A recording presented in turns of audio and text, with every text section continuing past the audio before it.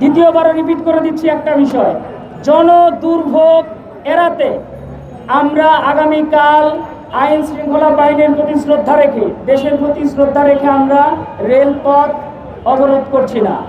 আমরা মহাখালীতে অবস্থান নিচ্ছি না, তিতুমির ক্যাম্পাস গেটে অবস্থান নেব এবং সিদ্ধান্তের অপেক্ষায় থাকব।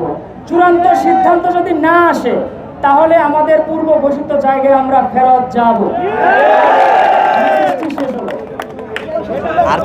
আরেকটি গুরুত্বপূর্ণ যে বিষয় বারবার উল্লেখ করছি ভাই, একটা গুরুত্বপূর্ণ বিষয়, আপনারা অনেক মিডিয়া এটা প্রচার হয়ে গিয়েছে, দয়া করে কন্ট্রোভার্সি তৈরি করবেন না। যখন আমাদের বারাসাত ব্যারিকেড টু মহাখালী ঘোষণা করা হয়, 4 দিন আগে থেকে শুরু করে প্রত্যেকটি প্রশাসন, ডিজিএফআই থেকে শুরু করে রাষ্ট্রের প্রত্যেকটি দায়িত্ববান কর্মকর্তা বিষয়টি জানে।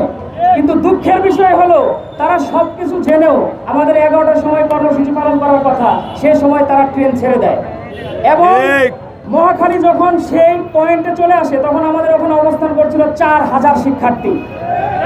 এই মোমেন্টে ট্রেনের গতি বাড়িয়ে দেওয়ার কারণে পাশে যারা অবস্থান করছিল তারা ছুটে ছুটে চারদিকে পড়ে যায় এবং আমাদের সাধারণ শিক্ষার্থী 12 জন আহত হয়।